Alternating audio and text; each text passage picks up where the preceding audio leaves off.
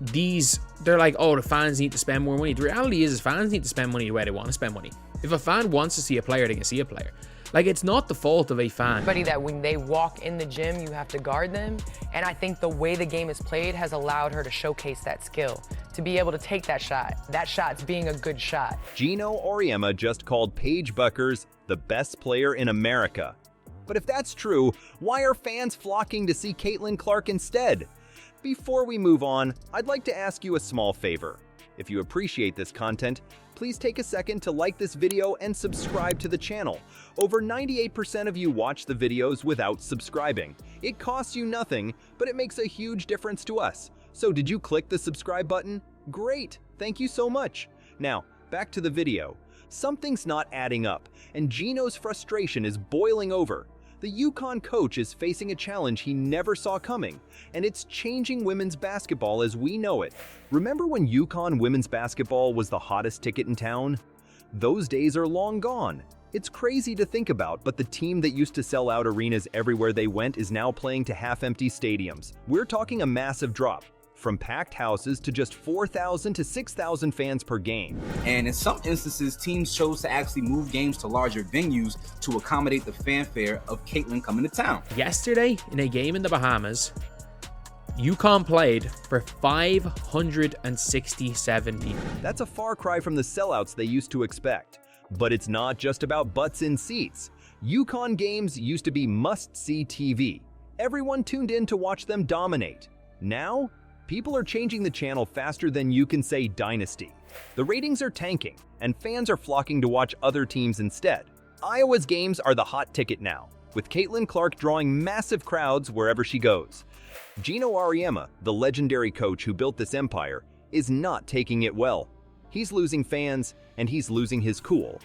Can you imagine Geno, with all his championships and accolades, practically begging people to show up? That's where we're at now. He's publicly venting his frustration, trying to figure out why the crowds have disappeared. What's really behind UConn's attendance drop? Geno asked recently. Some argue it's the team's recent struggles to dominate like they used to. It's a tough pill to swallow for a program that's been on top for so long. But here's where it gets really interesting. Former UConn players are speaking out, and they're not holding back. They're shocked by the lack of fan engagement and can't believe how far the program has fallen. It's a stark contrast to the glory days they remember, and you can hear the disappointment in their voices. The biggest draw in American sports today, CC22, Caitlin Clark Kent. That's just the truth.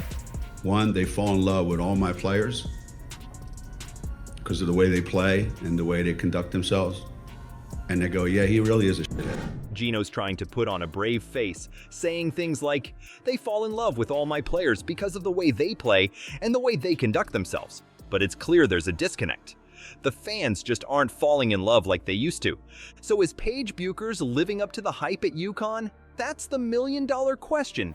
Geno called her the best player in America. But if that's true, why aren't the fans showing up? Why aren't people tuning in to watch her play? Here's the kicker. All this drama might just be the beginning of UConn's problems. The cracks in the foundation are starting to show, and it's not clear if Geno can patch them up. The dynasty that seemed unshakable for so long is suddenly looking vulnerable. And in the world of college sports, once you start to fall, it can be hard to stop the slide.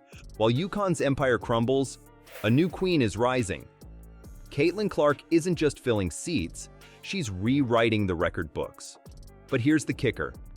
Geno Auriemma had a chance to recruit her and passed. If Caitlin Clark is on the team, it becomes the right team. Because Caitlin Clark is on it. It's like saying Michael Jordan's not on the right team. In what looks to be, you can see there's a stage. Oh my God, they're not even playing on in a basketball gym. They're literally playing in like what looks to be an auditorium. Now, as Clark dominates the court, Geno's left wondering what could have been. How bad did his decision backfire? Let's break it down. Clark's not just popular, she's a phenomenon. Iowa's averaging 15,000 fans per game, even after she graduated. That's insane. Remember those empty UConn arenas we talked about? Iowa's selling out everywhere they go. People can't get enough of Clark's electric play. But you know what's really wild? Geno had a shot at bringing Clark to UConn, and he whiffed. Clark even said she loved UConn and thought it was the coolest place on earth. She wanted that UConn offer so bad, but it never came. Can you imagine how that must feel for Geno now? Watching Clark tear it up on the court has to be painful for Auriemma. Other coaches are calling her a game changer and saying you have to guard her the moment she steps in the gym.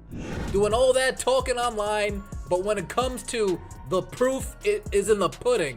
When it comes to the numbers, when it comes to the black and the white. Paige Bueckers goes to the Bahamas, 500 people. And repeat, 500. 500 people. They are playing. That's the kind of player UConn used to have all the time. Now they're watching from the sidelines as Clark rewrites the record books. Here's where it gets really crazy. Geno used to doubt Clark could make it in the WNBA. He straight up said she wasn't built for the WNBA. Ouch. But guess what? Clark's crushing it in her rookie season, averaging 19.2 points, 8.4 assists, and 5.7 rebounds per game. Talk about eating your words, Geno. Now Auriemma's singing a different tune. He's calling Clark one of the most remarkable players we've ever seen.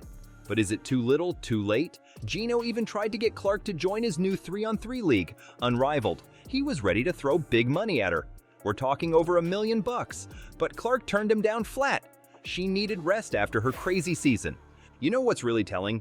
When Clark's name wasn't on that Unrivaled roster, Geno was visibly upset. It's like he can't stop taking L's when it comes to Caitlin Clark. Just because fans of Caitlin Clark will pay to see her play. Like, that's the reality situation. Is it's nothing to, there's never blame the consumer or the viewer for what they like. Geno Auriemma, Caitlin Clark again. The world turns. It's Caitlin Clark's world. We just live on planet Caitlin. First, he misses out on recruiting her. Then, she proves all his doubts wrong. And now, she's turning down his big money offers. It's gotta sting. So here's the deal. UConn's empire is crumbling while Caitlin Clark's star keeps rising. Geno Auriemma's probably kicking himself for letting Clark slip through his fingers. It's like watching a basketball soap opera unfold right before our eyes.